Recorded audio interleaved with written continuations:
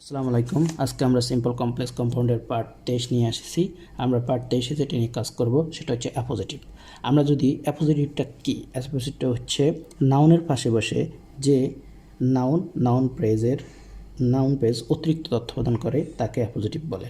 আমরা যদি খেয়াল করি এখানে উইলিয়াম শেক্সপিয়ার হচ্ছে কি একটা ব্যক্তির নাম, এরপর আমরা যে ওয়ার্ডগুলো ব্যবহার করছি এই ফেমাস ড্রামাটিস্ট, তাহলে এটা হচ্ছে কি আমাদের অ্যাপোজিটিভ। কারণ কি এই নাউন সম্পর্কে আরেকটা তথ্য হচ্ছে এই ফেমাস ড্রামাটিস্ট, আর এটা হচ্ছে আমাদের একটা ফ্রেজ। কোন ধরনের ফ্রেজ? Noun phrase. ঠিক আছে, আমরা বলছি নাউন বা নাউন ফ্রেজকে অ্যাপোজিটিভ বলে, যেটা ওই প্রথম নাউন সম্পর্কে অতিরিক্ত তথ্য প্রদান করে। তাহলে রোড মেনি প্লেস, আমরা ইচ্ছা করলে এই সেন্টেন্সটাতে এই ফেমাস ড্রামাটিস্ট না লিখলেও সেন্টেন্সটা হবে William Shakespeare road many place. তাহলে এইটা লেখা মানে হচ্ছে আমি অতিরিক্ত তথ্য দেওয়া।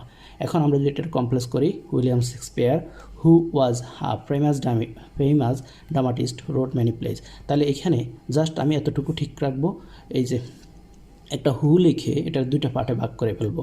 আমরা এখানে ওয়াজ কেন লিখছি? কারণ উনি তো অনেক আগে লিখছে, তাই না? তাহলে road who was a famous dramatist, যে ছিল বিখ্যাত ড্রামাটিস্ট রোড মেনি প্লেস। ঠিক আছে, এরপর যদি কম্পাউন্ড করি, William Shakespeare was a famous dramatist, just এইখানে আমরা হুটা উঠাইয়ে অ্যান্ড বসা দিব, অ্যান্ড বসাই আমরা লিখব যে হি রোড মেনি প্লেস। ঠিক আছে, তারপর আমরা যদি আরেকটা সেন্টেন্স খেয়াল করি, Einstein a great scientist discover the theory of relativity. তাহলে এটা যদি কমপ্লেক্স করি, Einstein who was a great scientist discover the theory of relativity. তাহলে আমরা এখানে এই গ্রেট সায়েন্টিস্টটাকে কী নিয়ে আসলাম? হু নিয়ে আসলাম। আর এখানে ওয়াজ দিছি কেন? কারণ হচ্ছে আমাদের যে ফার্স্ট ফর্ম আছে who was a great scientist discover the, বাকি সব কিছু একই রাখি দিব। তারপর কম্পাউন্ড করলে কী হবে? Einstein was a great scientist, হুটা বাদ দিয়ে বাকি সব লিখবো, অ্যান্ড দিয়ে পরের ক্লজটা অ্যাড করবো, and he discover the theory of relativity. আমরা যদি দেখি কাজী নজরুল ইসলাম আর rebel poet was born at Churulia, তাহলে লিখবো কি? আমরা লিখবো Kazi Nazrul Islam who is a rebel poet was born at Churulia. তাহলে who is a rebel poet, আর অ্যাপোজিটিভ যেটা, এটার আগে আমরা হু দিয়ে তারপর কি আমরা বার বসাবো, তাই না?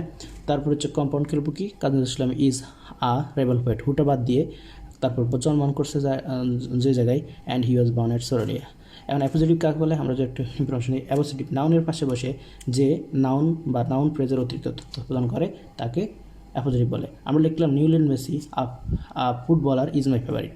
তাহলে এই নিউলিয়ান মেসি সম্পর্কে এই ফুটবলারটা হচ্ছে অতিরিক্ত তথ্য।